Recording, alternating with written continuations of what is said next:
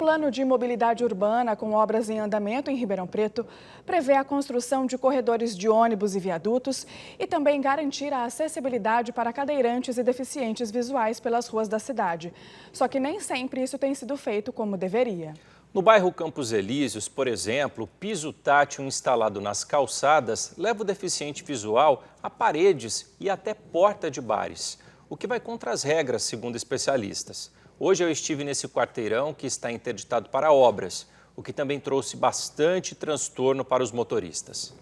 Trânsito carregado numa das ruas mais movimentadas do bairro Campos Elíseos. Com o andamento das obras do corredor de ônibus da Avenida Saudade, a Rua São Paulo ficou interditada nesta segunda-feira entre a Amazonas e a Anita Garibaldi. Nesse mesmo trecho, a Prefeitura implantou nas esquinas rampas para cadeirantes e piso tátil para guiar deficientes visuais. Só que o projeto parece não ter sido feito como deveria. Aqui o caminho leva até a parede de um bar. Antes, tem o seu Raimundo. No caso, vai peitar em mim, né? Vai esbarrar em mim, né? O senhor tinha reparado isso? Até no momento, não. Não. Do outro lado, o piso tátil termina na porta principal do mesmo bar. Levamos o professor de mobilidade da ADVIRP, a Associação dos Deficientes Visuais de Ribeirão Preto, até o cruzamento. Márcio explica que o caminho até a porta do comércio precisa ser refeito. O mesmo na outra esquina, onde o portão da oficina mecânica é o destino. Agora aqui a gente consegue ver que o piso termina na porta do bar, né? Não está certo isso.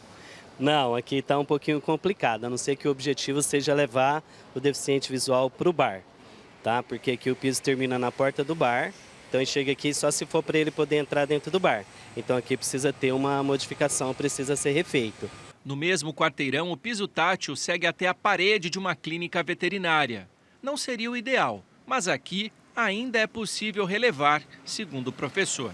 Está correto porque daí termina na parede, para ele poder fazer o seu balizamento, né, acompanhar, seguir seu destino para a direita ou para a esquerda, seguindo o muro. Então, dessa forma, pode ser feito o piso. A gente fala que não é o ideal seria que a gente tivesse piso tátil por todas as calçadas, tá? Só que essa parede, é bom a gente ressaltar para as pessoas que essa parede não pode ter obstáculos aéreos. Né? O que seriam esses obstáculos? Todo muito baixo, árvores, planta, o pessoal pendura vasos, às vezes porta de loja coloca aqueles manequim, algumas coisas aéreas, então isso é um obstáculo para a pessoa com deficiência visual. Apesar dos erros indicados pelo professor, em outras duas esquinas, o piso tátil foi colocado da maneira correta.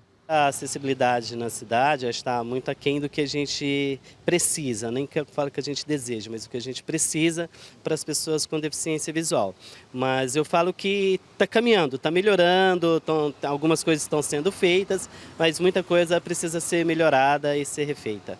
O Plano de Mobilidade Urbana, em andamento na cidade, contempla, além da construção de corredores de ônibus e viadutos, acessibilidade para cadeirantes e deficientes visuais, o que na prática tem apresentado problemas. Na Avenida Dom Pedro I, por exemplo, a Record TV mostrou no ano passado que o piso tátil terminava num poste. Se tiver alguma coisa ali no poste, você pode bater o rosto, mas a forma de ter um piso tátil de frente para um poste é complicado. Gleice conhece bem esse tipo de situação. Depois de sair de uma agência bancária, seguiu pelas calçadas onde não existe acessibilidade. E isso bem no centro de Ribeirão Preto. Para atravessar a rua, contou com a ajuda da filha, a Glenda.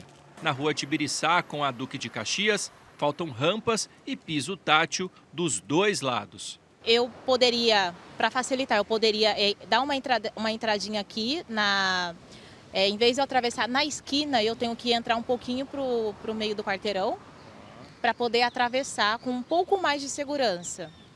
E então a falta da rampa dificulta demais para poder localizar a faixa e também, se for eu, no caso com deficiência visual, um cadeirante ou uma mãe com um carrinho de bebê, como é que sobe?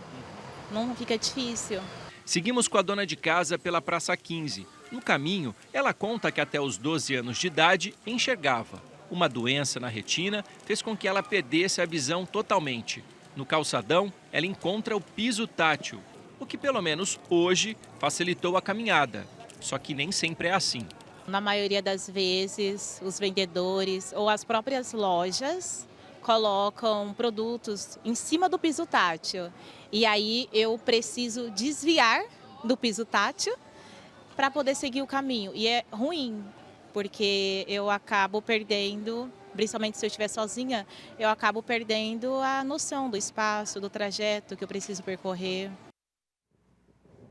Sobre essa situação no calçadão, o Departamento de Fiscalização Geral de Ribeirão Preto informou que vai averiguar o problema e tomar as providências necessárias. Sobre o piso tátil nos Campos Elíseos, a Secretaria de Obras disse que vai fazer uma vistoria no local, mas não disse quando isso vai acontecer.